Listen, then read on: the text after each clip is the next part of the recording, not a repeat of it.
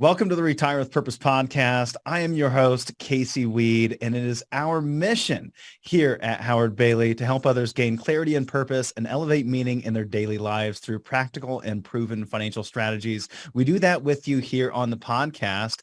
Every single Friday, you'll join us for a weekend reading podcast. It's a short form podcast where we update you on some of the latest trends to help you make better decisions about your life and finance. Get yourself signed up to get that email. Just shoot us a text at 866-482-9559. Just text us WR and we'll get you signed up to receive that weekly email and all the other goodies that come along with it. And what we're doing here today is what we do every other Monday. So every other Monday here on the podcast, we bring on one of our world-class guests where we give to you a long-form interview on guests talking about everything from the financial to the non-financial aspects of finance and retirement. Today, our guest is Steve Lopez, award-winning columnist, best-selling author. He's been writing for the LA Times since 2001, a 4 times Pulitzer Prize finalist. He's won more than a dozen National Journalism Awards,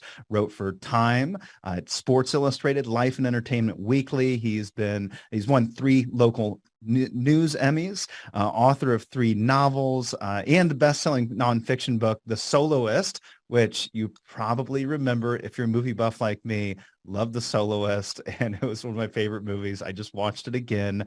New York Times bestseller, as well as turned into the DreamWorks picture where Steve was played by Robert Downey Jr., and we had his friend Nathaniel played by Jamie Foxx. Today, though, our focus will be, of course, around retirement, as Steve recently wrote a book titled Independence Day: What I Learned About Retirement from Some Who've Done It and Some Who Never Will. With that, Steve, welcome to the podcast. It's so good to be with you. Thank you for having me. Well, I'm really excited to have you here. I got to be honest, when I first saw that we had booked you for the interview, I said, "Who's Steve Lopez?" And then I got online and I said, "Oh my gosh, The Soloist. I love this movie." And I actually went back and I watched the movie again, and I just never recognized, I never put 2 and 2 together that Steve Lopez, Robert Downey Jr. was playing you in that movie. But what a fantastic movie. I just watched it again. I hate to derail the conversation into The Soloist. However, it is a great movie, and I think we can tie this right back into retirement as well. So I think there's a tie-in here. I wanted to ask you a couple questions about that. I was curious how it felt for you to be played by Robert Downey Jr. And I always kind of wondered, how did Nathaniel feel about the movie? How did he feel about getting played by Jamie Foxx, if he felt anything about it? Well, it's interesting that this comes up today because when you and I are done, I'm on my way to go and see Nathaniel, who is the soloist. And so we have, I met him in 2005. So what is this now? We're coming up on, I guess, an 18-year relationship. Wow. And so we're still very close. He lives in a nursing facility. He's now in his early 70s. And he still plays music every day, and he listens to music every day. And in fact, one reason I'm going to see him today is to take my guitar and play some music with him. And he always has these requests, like, can you bring me this or that CD? He's still listening to CDs, and no streaming of music for him. He's old school, if you can call CDs old school, and I guess you can. Anyhow, I've got a CD with me that I've got to take to him. And as for your question about what was it like to be played by Robert Downey Jr., I thought he was too old and too short to play me. I was shocked when they said they were going to make a movie based on my book, The Soloist. And living in Los Angeles, you hear a lot of stories about plans that go awry and projects that fold up. And I just never, I was pretty convinced there would never be a movie. There are a lot of movies are shot that never make it to the screen. And I don't know, it seems like a 1 in a million thing. I'd written 2 novels that had been optioned for film versions, and they just kind of quietly died. And I assumed the same thing would happen with this one. And, so when I would hear from the producer on what actors they were considering for me and what actors they were considering for Nathaniel. And, the first time he called, he said, well, it looks like maybe Tom Hanks and Denzel Washington. And it was kind of fun to hear about that. Mm. But I just thought, no way. And I was right. And for one reason or another, 3, 4, 5 different actors to play each of us. It fell through, conflicting schedules, whatever, there are a million reasons why things don't work out. So when they started shooting that movie and when I, met Robert Downey Jr. and Jamie Foxx, I still couldn't believe it. And as for Nathaniel, we had one really crazy experience where we were in the habit, Nathaniel and I, of going to Disney Hall. Disney Hall in downtown Los Angeles is where the Los Angeles Philharmonic plays. And this is one of the world's great orchestras. And Nathaniel and I, once I got to know him, he was still homeless, but we would go to see concerts at Disney Hall. And when they were shooting the movie, the producer asked if it would be okay for Robert Downey Jr. and Jamie Foxx to go to Disney Hall with me and Nathaniel. And I said, what are they going to do? And he said, they're going to sit behind you and just watch you, which I found to be a really odd notion, but they did it. And, I think Nathaniel, what he liked most about the movie and the whole experience was validation. This had been a Juilliard-trained, very talented young musician who kind of went off the rails as a 20-year-old when he was diagnosed with schizophrenia and spent many years homeless and lost and kind of stigmatized and just wandering the streets of Cleveland and where he was born and then back to then over to LA. So I think for him, the movie was out validation. It's like, hey, this is a somebody. And a lot of people that you see on the streets were once a somebody and they still are. And here's the story. So I think he appreciated that. So you're going to see Nathaniel. I've got to ask you, you're going to be riding that bicycle? Would you give that up? Yeah, in the movie, I fall off my bike and smash up my face, which actually did happen. But no, I am not going to ride my bike. I'm going to drive, which I think is maybe a little bit, but not all that much safer here in LA, but I am going to drive. Right. And, when I think about Nathaniel, to me, it looks like someone that just has an extremely high and focused sense of purpose. Someone that knows what brings meaning to their life, which was in his world and still is, sounds like it is music. And I was curious how that has shaped your thoughts on passion, specifically purpose, even so maybe as it relates to retirement. Yeah. No, Casey, I'm going to give you an A+ for segues because that was a perfect one. When I was thinking about writing this book and when I was thinking about retiring, I told Nathaniel, I was visiting him on one of our many visits, before the pandemic. It was maybe once a week we would get together.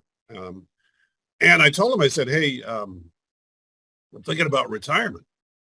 And he stopped and he looked at me and he said, what? And I said, I'm thinking, I've been doing this it's almost half a century. And he said, you're going to retire? And I said, yeah. And do what? And I said, well, I haven't quite figured that part out. But I said, do you ever think that, there might be a time when you don't play music? And he said, absolutely not. And I said, well, how long are you going to play? And he said, until I drop.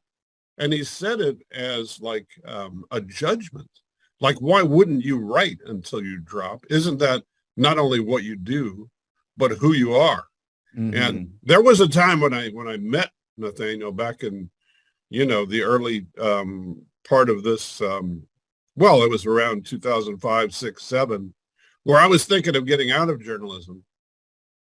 And, the newspaper industry has had its challenges. It didn't look like there was much of a future. And I was thinking of moving into something else. And I would look at Nathaniel, who you would think, oh, my God, what a lost soul. But he had what everybody was after. All of us, purpose, passion. He knew why he existed. And when he played music, which he did every day, sitting on a milk crate, in a tunnel with cars whizzing by, he had a smile on his face, an obvious ecstasy playing what he called the music of the gods. So I used to admire that. And, I think way back then I suggested to him that I might try something else. And he said, like what? And I said, I don't know, but I want to do something that I really love. You really love what you do. And he said, well, don't you have the same thing? Don't you get to tell stories about people like me? And don't you love that? And wouldn't you miss it? And it was quite an astute observation on his part. So yeah, it became my big conflict here as I contemplated retirement just a couple of years ago and began writing this book. It was, I love what I do. I feel really lucky, especially being in an industry that has shed so many thousands of jobs across the United States. I still got a job, and my job is, not a bad one. Find a story you want to write, share an opinion you think is an important one to share. So why would I walk away from that? And if I were to leave that, what would fill my life? What would give me a sense of purpose and engagement? What would drag me out of bed in the morning if I left something that I really loved? And then on the other hand, the other side of the equation for me was, I have some health issues. I've been doing this thing for 50 years. There are things that I always thought I might want to do, like get better at music or language or learn how to cook or take more time to travel or more time with family. And am I running out of time? It's like, okay, am I going to be one of those people, Casey, who does this, and then finally here's my big retirement day and we have the send off.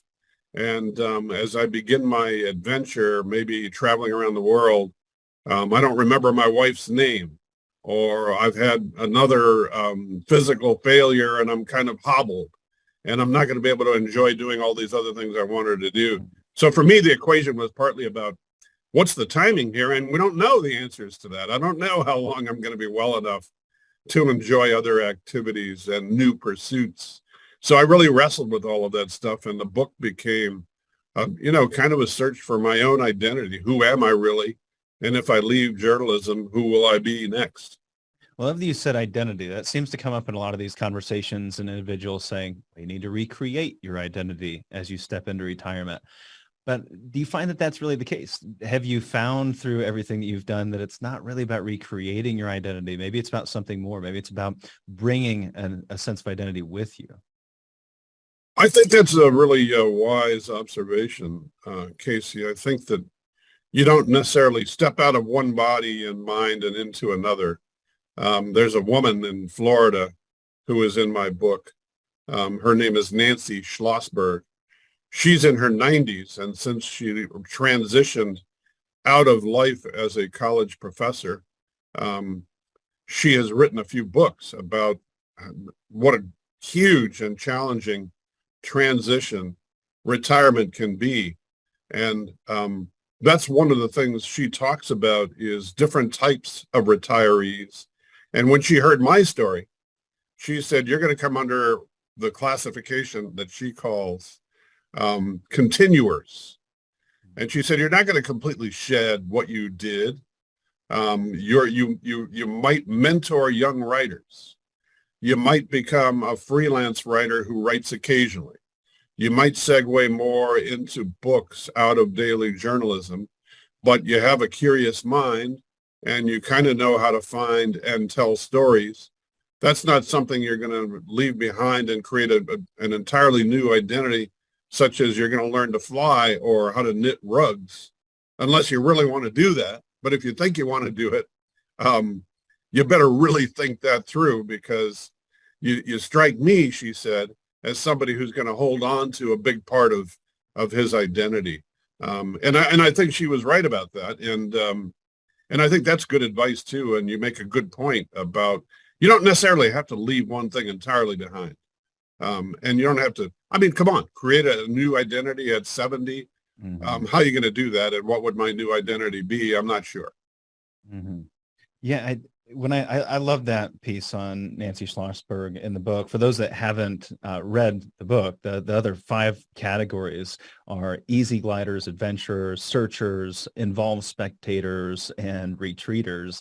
And I like this segment because I think quite often we're told we should do things in this transition. You should get a new hobby. You should find a new identity. You should find a new job.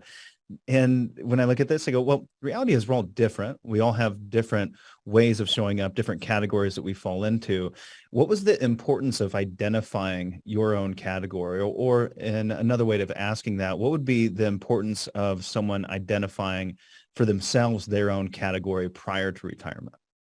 I don't know that you need a category. You just need to think it through. I mean, what Nancy told me, can I tell you one thing that I really, really love about, I love many things about Nancy and my interview with her, but she is 92 and when she started writing these books on retirement, she had been a college instructor on psychology in the field of psychology and had studied transitions and the psychology of transitions. And so she thought she was set when she retired in her 60s. She was married and lived in Maryland, the Maryland area. She taught at the University of Maryland. She and her husband had a routine in which they would vacation down in Sarasota, Florida. That was where they loved to go for their getaways. And so here she is now retired, and they moved down to Sarasota. And she loses her husband. Her husband died. And so now Nancy is transitioning from married to single and widowed.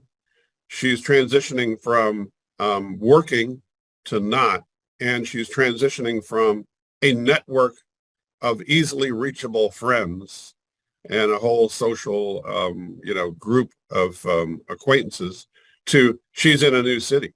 And so she really struggled with that, understandably.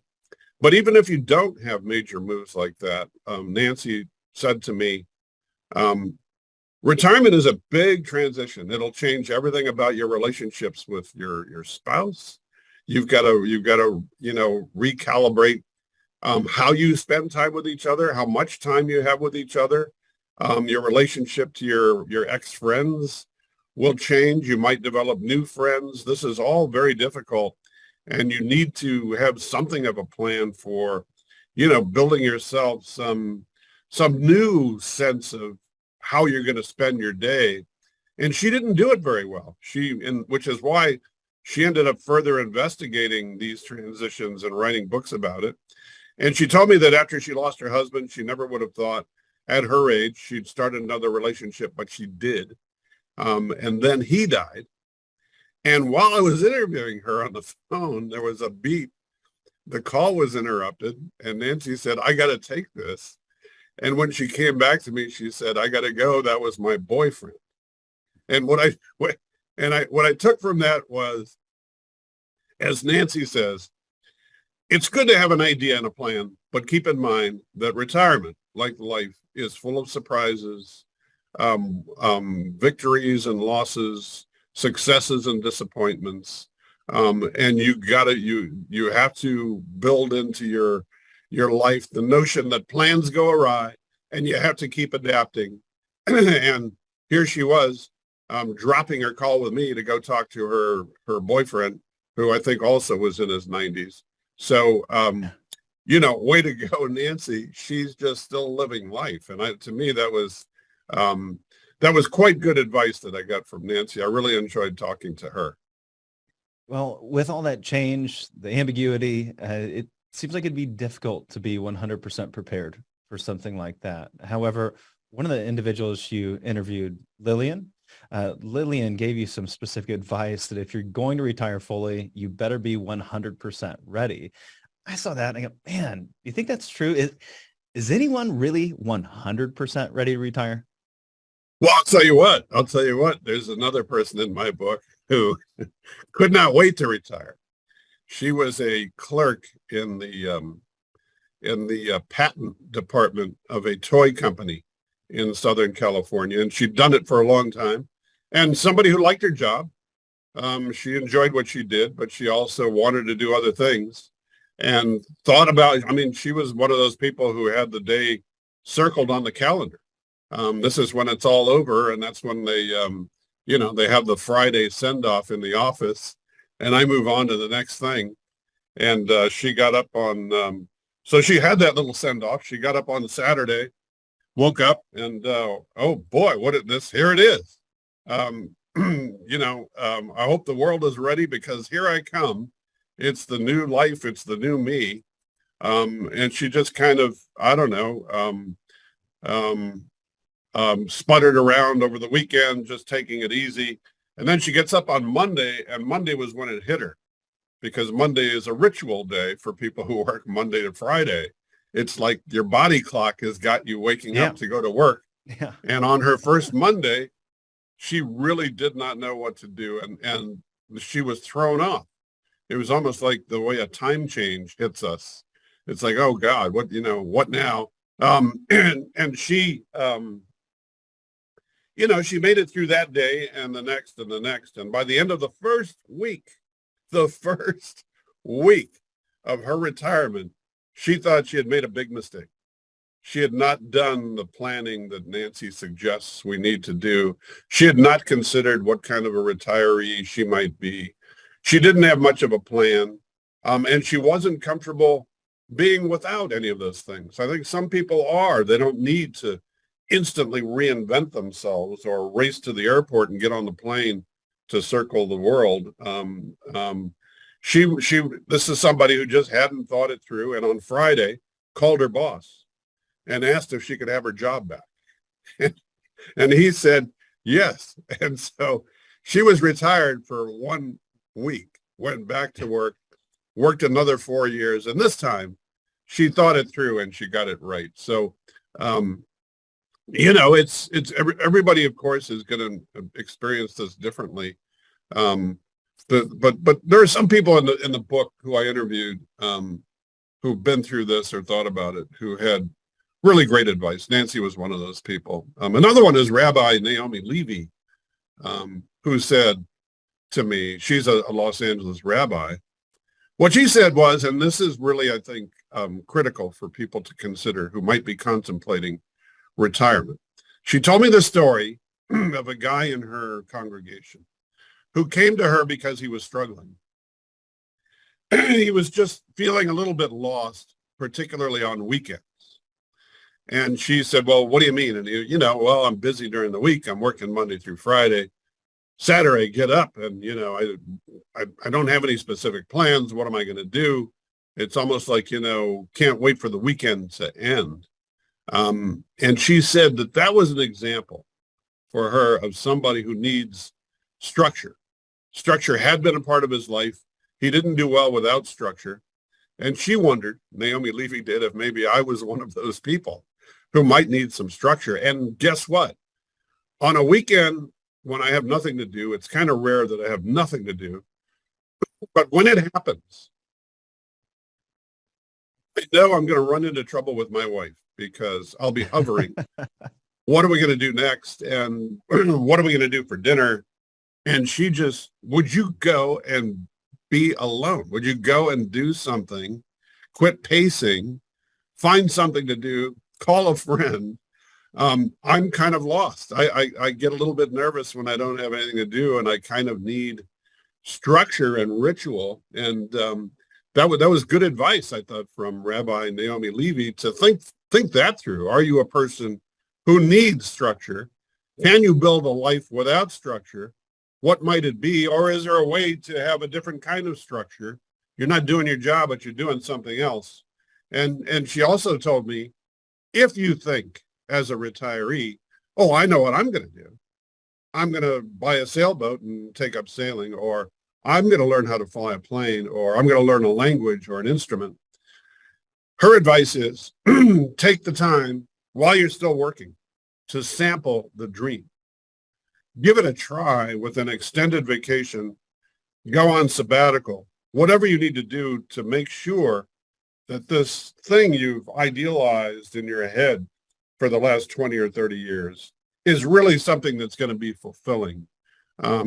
And so I think that's really good advice, because there are cases, of course, of people who retire to do some specific thing and then get bored with it, or find that that's just not for them, and that's okay. Then move on to the next thing. But I like Naomi's idea of sample the dream if you're thinking of retirement to do a specific thing. Yeah, and we've heard that many times on the podcast from different guests. Dean Nawalny always comes to my mind from the Halftime Institute with his low-cost probes. Just love that concept. You know, and as you talk about this, I think a lot of individuals had this opportunity during COVID, and they had the experience of, oh, wow, what am I going to do with all of my time? We think that we don't want any deadlines, but many of us not only want the deadlines, we actually need the deadlines. You gave in your book 3 big reasons that you were considering retirement. One of those was no more deadlines. So has that changed your thought on that? Well, not to give away the ending, but but let me give away the ending. One of the people I interviewed, I wanted to interview 2 LA people who are still working in their 90s. I will say, by the way, let me quickly squeeze in while we still have Naomi Levy fresh in her mind, that I sampled the dream. And you just said, Casey, during the pandemic, people may have been working from home. They got a chance to maybe sample the dream because you didn't have your commute time anymore. You had more time just sitting around the house or whatever. I had always wanted to play music, and I always thought that when I retired, that's what I would be doing a lot of. And so I took that to heart, her advice to sample the dream. I got my guitar out of the garage, which I hadn't played in years and never really knew how to play. And I now play not much better than you just heard, but I'm improving. And it's now a daily part of my life. And I did sample the dream. And I now know that because I love to play an hour or 2 a day, it's something I'm probably always going to love to do. I've been doing it for over a year, playing the guitar. So that's one of my new pursuits and one of my new reasons. Part of my identity is I've got behind me against the wall and on the bed are 5 guitars. So I've really gotten kind of obsessed. Getting back to, you asked me, what did you ask me about?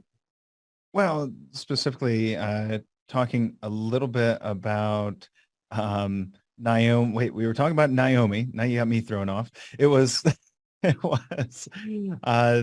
talking about COVID being unstructured. You had said one of the reasons that you were considering retirement was no more deadlines. Oh, yeah. Yeah, it's yeah, so. I mean, even in relation to the guitar thing, Right. I feel like, well, did you put some deadlines around that, or some parameters or structure around it, where you say every day I'm going to play this much, or every, this time during the day I'm going to play? I mean, what are your thoughts around that came out of that discussion with Naomi? Well, I knew that I wanted to do it, and I wanted to find out if I could do it, because I had convinced myself in earlier attempts that I did not have a brain that was set up to do music or language. And so 2 things I wanted to do were to finally get fluent in Spanish. My name is Lopez because my dad's family is from Spain. On the other side, my mom's family is from Italy. And so one of my retirement dreams was become fluent in Spanish. I can get by, but I'm not fluent enough to conduct an interview for a column that I'm writing, and then learn Italian. So language and music and food were 3 things at the top of my list. I love to cook, but I've never had any formal training, and I wanted to get that. The thread comes back to me, Casey. I had mentioned that I wanted to talk to 2 90-plus people in LA and interview them for my book. And the reason I wanted to do that is because the 2 are Mel Brooks and Norman Lear. And Norman Lear is the creator of All in the Family and the Jeffersons, and dozens and dozens of other huge hits. And Mel Brooks, of course, a number of movies that he's acted in, singing, dancing, producing, directing. And I wanted to talk to them because they are in their 90s, and it seems from a distance, I didn't know either of them, that they're working they're working like 30 and 40-year-olds, and with no end in sight. It's like, I checked my paper one day, and Now Mel Brooks was writing a book, and then he was doing a one-man show traveling the country. And so I wanted to hear from them what their advice was on the meaning of work and why they had not retired. I mean, there are people in Hollywood who just fade away, their own choice, or maybe things don't work out in the end. But these are two guys who kept doing it. And I also specifically wondered, in their case, when you do creative work, and that's a part of your identity, and maybe it's a part of your DNA, are those creative energies, are those juices flowing through you, your oxygen? And if you walk away, do you suffocate?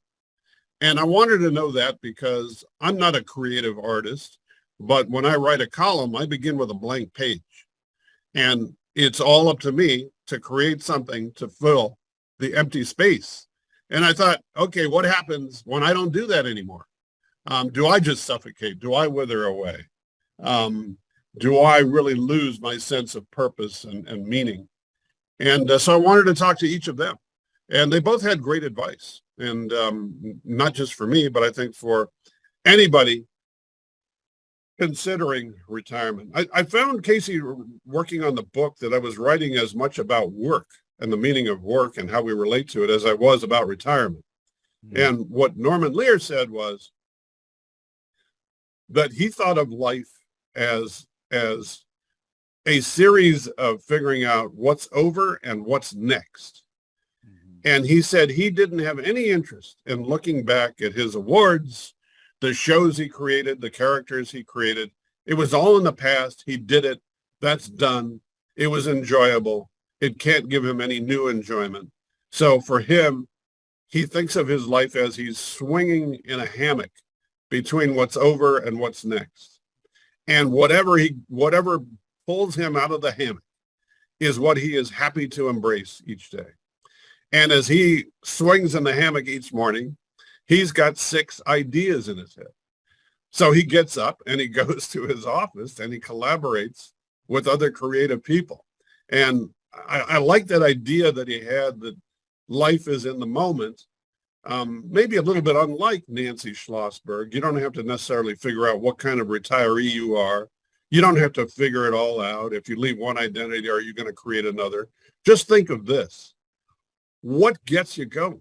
What gets you out of bed? What gets you out of the hammock? And if there's something there, just embrace it and feel privileged to have it. And if there isn't something there, you better go and find something, because what you did yesterday is over and you got to figure out what's next. So that's a little philosophy from Norman Lear, who, by the way, is now over 100 and still working. And Mel Brooks, on the other hand, who's coming up on mid to late 90s, I think, 94, is still working. And what he told me was, he listened to my story, and he said, so what I'm hearing, Steve, is that you really like work. You love writing a column for the LA Times. And I said, yeah, I do. And he said, and I'm hearing that there are all these other things that you thought you might want to do. You thought you might want to live in Barcelona and get up and go to, guitar class, and then go to Spanish language class, and then go to a cooking class, and then wander the Ramblas and go down by the water and just experience Spain and maybe look for where your grandparents are from. And I said, yes. And he says, well, why can't you do both? Why can't you have the best of both worlds? Why don't you go to your editors and say, I love this job. Thank you very much. I just want to do a little bit less of it. Why don't you take the hybrid plan? And so that's what I did. I went to my editors and I said, I'm not quite ready to retire. I love this work, but I'd like to do some other things with my time. How do you feel about me going to, half-time, three-quarter time, whatever? And they were okay with it. So I switched. It's now a year and a half ago. There's some lag time on the publication of the book, but I've been now for a year and a half working 3/4 time. And what that means is that I work 9 months of the year and I'm off 3 months. So the 3 months can come in a block, or they can come, hey, I think I want to go to, I think I want to go skiing next week. I'm taking next week off, and I'm going to take a week off each of the next 6 months. So it's take a week here, 2 weeks there, a big block, and and I'm really enjoying it because I'm getting to do things like go to see my daughter play college tennis with her team in Ohio, and I'm getting to play the Go Big guitar. Red. Yeah, go Big Red. Thank you very much, Casey. They don't have a mascot. They just say go Big Red, go Big Red, Denison University women's tennis. But so I'm doing these things that I wanted to do. I wanted to make sure to see my daughter, who's only going to be in college for 4 years. I get to go and watch her play because I'm on the Mel Brooks hybrid plan. Mel Brooks is my life coach, and I get to take a week off and just learn how to play a song on my guitar that I heard on the radio and I really loved. And in my past life, I wouldn't have had the time to do it. Now I do. So I like the way things are going. I feel like we're just slowly checking off each one of these big reasons to consider retirement for yourself and the reasons that you did not necessarily think you should be considering retirement. And that one is one you just laid out there, which was just a common misconception that I think a lot of individuals have. And I think it gets a lot of individuals in trouble as they step into retirement, being that big reason you had was, would I still be young enough to do the things and have the experiences I want to have? And really, you found that you can do both. How do your parents' health issues tie into that, if they do? Yeah, they certainly do. They certainly do tie into it because I'm unfortunately on my parents' health malady calendar, it seems. They each developed heart issues in their 50s and 60s, and then I did. My dad had really bad knee joints, and I do. And so I've had advancing, relatively minor, but cause for concern heart issues for 10 or 15 years. And I thought, okay, am I going to be one of those people who you retire and then you're in such poor health that you can't go and do all of those things you've been dreaming of. You can't do the next that Norman Lear talks about. So I was very conscious of trying to keep in mind how my health was and make sure that I get some time toward the end of my career where I'm still healthy enough to do some things with my wife and with my family and things that I wanted to do. But those are hard things to figure out. Like the two really big things, I think, are health and money. And I know a little bit about health issues. I know next to nothing about money. And in fact, I thought, there've been a lot of books about how to know whether you're ready to retire financially. It's not something that I can help people with. And for me, it's like, well, how do you even make financial considerations when, do I have enough money? I wrestled with that. When do you take Social Security, like so many people do? And, I had a friend who took it the earliest possible. And he said, if you wait until 70, it means you're going to have to live past 83 in order to catch up, because you're leaving money on the table. And, you got to think through those numbers about, your lifespan. And I said, how? I don't know if, when I retire, I'm going to live another 10 minutes, 10 years, 20 years. How the hell am I supposed to know how much money I'm going to need or when to start taking Social Security? For me, the health thing was maybe a little bit more clear, that I know I'm going to have, heart issues going forward. And I know that because when I had my first knee replacement, I went into cardiac arrest and had to be resuscitated. I flatlined. So I'm walking around with now two fake knees and a pacemaker, which those were health issues that gave me a little more incentive to try to figure out this work retirement thing. It's like, I don't know how much time I've got left. And I still don't know, as I'm about to turn 70 and cash that first Social Security check, which, by the way, this may not be good advice for, it may not be what you want to hear or what you want me to tell listeners to a show that considers, among other things, financial considerations. I'm going to blow every cent of my first Social Security check. And I don't care if I'm buying or doing stupid stuff. The whole point for me is to spend every nickel and dime of it. And I might do that with the first 2 or 3. I'm not sure, but I'm blowing it. I'm going to do unhealthy things and enjoy the hell out of it. So I really don't know. I mean, for me, Don't yes. move on yet, Steve. That's a good one, because a lot of people, we get a lot of questions about this, is getting over this hump of spending money and actually spending the money that you worked so hard to save, which you saved so that you could actually spend it and enjoy it. Doesn't sound like you have that issue. How'd you get over the hump, if there ever was one? Oh, wait a minute now, Casey. You're assuming a little too much. I am going to blow the first 2 or 3 Social Security checks, but I'm already in a panic about, with my nest egg, how am I going to feel when I reach in there to take something out without replacing it? Because for me, that's like I don't know. I think of it as sort of, that's the death clock. That's okay. Am I supposed to time it so that the nest egg is finally empty when I'm on my deathbed? I mean, I really know nothing about money, very, very little about money. I have no idea whether I've got enough money to retire. What I know is that with a tiny pension and some Social Security, I'll be able to adapt. I'm not going to enjoy the same lifestyle, but it's entirely possible I'll run out of that nest egg, especially with, market volatility, and it's up and it's down. And the last 5 years, the market has just been so crazy. I look at that money that I carefully put away, and I look at my daily paper loss, and I'm pacing the floor. Oh my God. And I know it's only on paper, and it's going to come back tomorrow, especially with such a volatile market.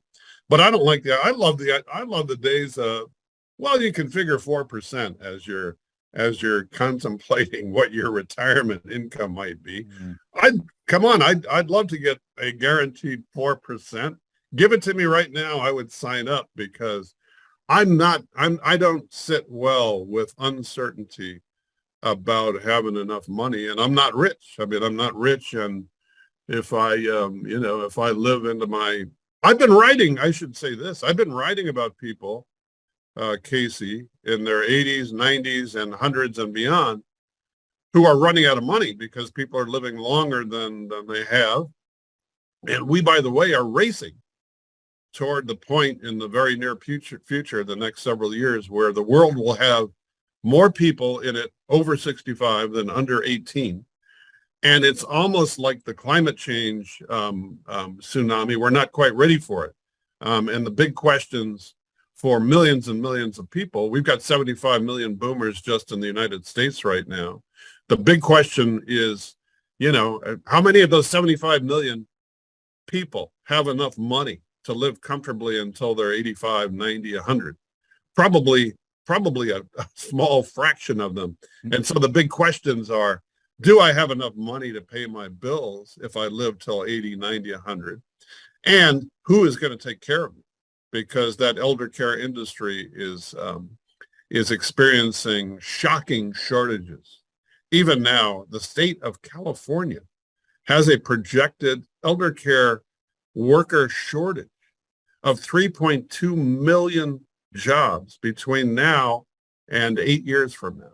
So I've been writing about people. I wrote about a guy who turned 109. I just wrote about a 102-year-old World War II veteran who took a fall in his one-bedroom apartment a year and a half ago and needed in-home round-the-clock care, which burned through his nest egg.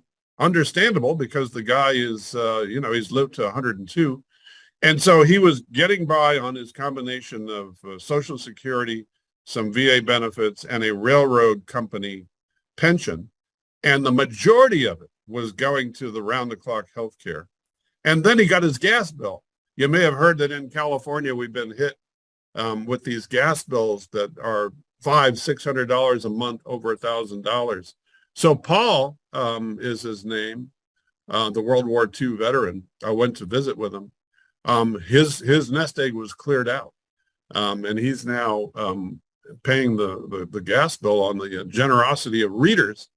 Readers read the column and they've been sending him money. It's in the thousands of dollars now. So he's going to be okay. But those things worry me, Casey. I'm not rich.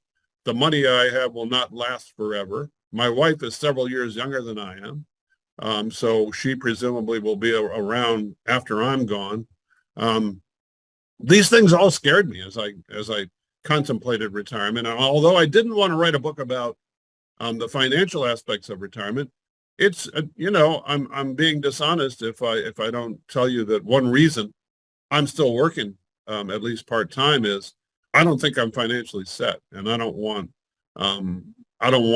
financial insecurity to hit my wife and daughter when I'm gone. I mean, my daughter's still in college, so those are all issues swirling in my head as I wrote this book and contemplated, when do I retire, and what's the meaning of my retirement, and what's the meaning of work, and how much do I love it, and can I really walk away and do it, and can I even afford? Can I afford? I think for many millions of Americans right now and people beyond, it's, can I even afford to get old? When you're living till 80, 90, 100, I mean, who's got that kind of money put away? Some people do. I think a lot of people don't. A lot of people can't even afford to consider retirement. Steve, thank you for that. And I think there's so many that are in that boat that feel the same way. And you've always been an open book. So I truly appreciate the transparency, authenticity. Yeah, thank you for that. You mentioned your wife several times now. I wanted to talk a little bit about Allison, because we actually had a question from one of our weekend reading subscribers about marriage and retirement. And I know you two have clearly talked about this quite a bit and can offer some insight here. In the book, you mentioned that you and your wife discussed the possibility of your retirement, and she admitted, as you kind of alluded to earlier, that she needs her alone time, right? And you're going to drive her nuts if you're pacing back and forth in the living room. And we had one of our weekend reading subscribers that have the opportunity to submit questions prior to our guest coming on, Stacy, submit a question about this topic. I think this will be a great lead-in to this topic. Stacy said, during COVID, I had the opportunity to work a week in the office and then have a week off from work. After a short time, my wife told me that I needed something to keep me busy on those weeks off because she wasn't used to me being home and I was annoying her. How can a couple transition from seeing each other a few hours a day to being with each other all day without causing relationship issues? I know it's a broad question, but I think you have some good input here. Okay, what I need to know, Casey, is where does Stacy live? Because if it's not too far from where I am, he and I need to get together. We need to find a bar halfway between us and meet there to talk this over. Do you know where Stacy lives? We're not sure where Stacy lives. No. I'm going to call Stacy. So Stacy is the husband here, right? Yes. Yeah, I need to talk to Stacy because during the pandemic, my office was shut down. I generally, through most of my career as a newspaper person, have worked in an office. I'm out on the street a lot, knocking on doors and pounding pavement. That's the kind of column that I write. But, you start your day usually in an office, and the office was closed. So my home became the office, and there's a couple problems with that. Number one, Allison, the lovely and talented Allison Shore, my wife. Steve, I just got word that Stacy's in Virginia, so little far, a little out of the way. I don't know. Maybe I'll see him in Denver or something. So Allison is a writer and editor who works at home. I mean, we live in LA. We are not in a 12-room Malibu beach compound. We are in a 2-bedroom house in Pasadena. So here we have, the two of us working out of this house, which is, I don't know, what was it, 1,600 square feet. This is not a great deal of room for two people to be working in, with phones ringing and printers going and all of that. And what I made the mistake of saying one day to the lovely and talented Allison Shore, hey, I'm home a lot. This is like my office. We're seeing a lot more of each other. The pandemic is like a preview of my retirement. To which Allison Shore said, if this is a preview, I do not want to see the movie. Yeah. And I said, what? And she said, look, I've got my job. I don't need you coming in every 10 minutes to ask what's going on. And, who was that phone call from? And she said, and I've got my life outside of the house. And I've got friends to see and things to do. And I've got tennis coming up in 20 minutes. So can you please leave the room? And she said, look, if you're thinking retirement, you better make more friends and get yourself some more buddies to go out on dates with, because I'm not going to be your steady date every day to talk to you every morning. Every time you need another cup of coffee, I do not want to have a conversation about what we're having for dinner. Go back, find a hole somewhere in the yard, in the house, and leave me alone. And so, yes, that was, she's joking a little bit. We have a very good, strong relationship, but you do have to adapt. Come on. That's one of the things that Nancy Schlossberg was talking about. Every relationship will change. You got to figure out and the other thing was, Casey, this hit me at the same time that our daughter Caroline left for college. So she's leaving for college. I'm working from home. So I've got the empty nest syndrome and empty office syndrome. And there I am, managing and adjusting to a new relationship with Allison, where we've got to, and it can be tricky. I empathize completely with Stacy, who's having trouble managing that. You know how we ended up working it out? I had to just let her be in charge and, sulk out of the room and just let her dictate that she was going to have her alone time. And I'm going to try to be okay with more of my own alone time than I have. That's where the guitar came in handy. I can just retreat into my daughter's bedroom, where I am right now, and grab a guitar and try to learn a new song. Wise advice from a happily married man. Who knew we'd be doing marriage counseling here today? Yeah, who knew? Well, that's strangely enough, it ends up being a big part of what we do as financial planners. So hey, as we bring things to a close, couple of wrap-up questions. One being, if there's only one takeaway that the listener or the reader gets from either reading the book or listening to this conversation, what do you hope that is? I think that I'll tell you what the one takeaway is. One of the people I went to talk to about retirement was a gentleman in Los Angeles. His name is Father Greg Boyle. And Father Greg is exactly my age, pretty close to it. I made a point of talking to people who are my age exactly because, I don't know, it's a little easier to identify with these timeline issues about health and how long have you been working and how much time might you have left. So Father Greg, let me tell you quickly, he is a Jesuit priest. He has been committed to his cause for the same amount of time that I've been committed to mine. And I've written about him many times because he has actually a world famous nonprofit that he started with the help of some colleagues in Los Angeles. It's called Homeboy Industries. And he takes longtime gang members in Los Angeles who have grown up, in high crime areas, often absent parents, often losing loved ones to violent crime. Los Angeles still has some pretty violent streets, and end up, sometimes without a family, and the gang becomes the family, and they go to prison. And many times, Father Greg noticed that they come out of prison and their only real family is the crime family, and they get right back into the same old habits. So he created a pathway out of that life and out of that world.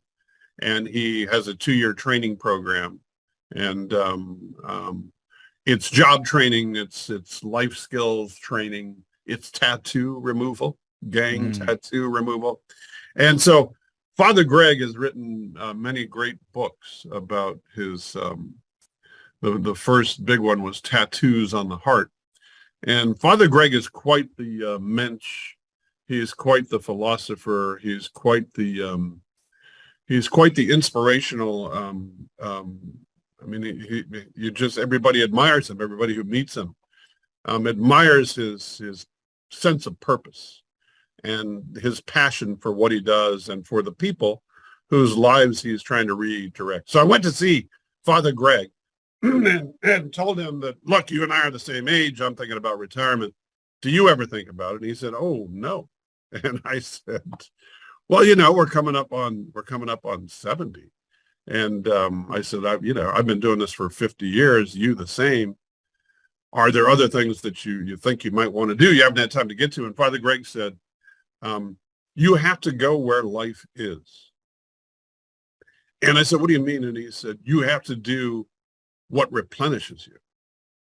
And he was suggesting that the work that he does replenishes him.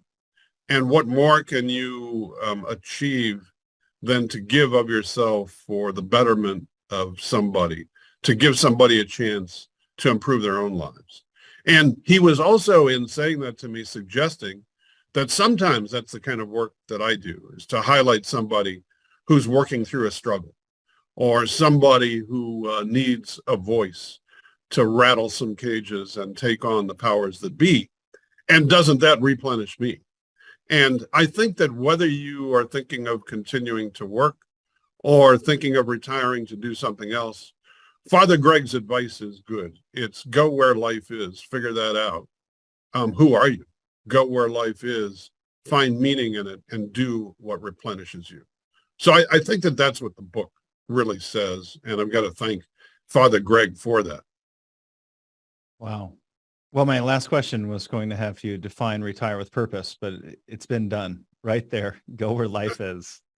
Go where life is. It's beautiful. I love that. Let's close on that note, Steve. And I'd love to give away your book to our fans today.